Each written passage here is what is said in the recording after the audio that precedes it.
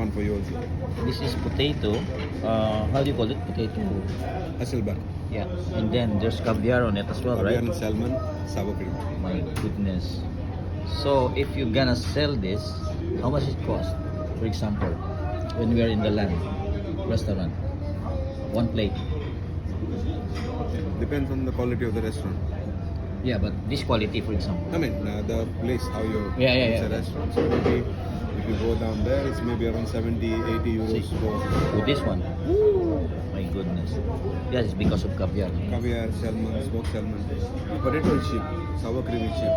The Yeah. caviar and Caviar is the most expensive one. Right? no, because it depends on the ambience of the Yeah, restaurant. of course, yes. But if you have this ambience as well, so it's gonna be $100 or euros. It's nice, huh? It's nice appetizer. This is only appetizer, guys. Thank you, chef.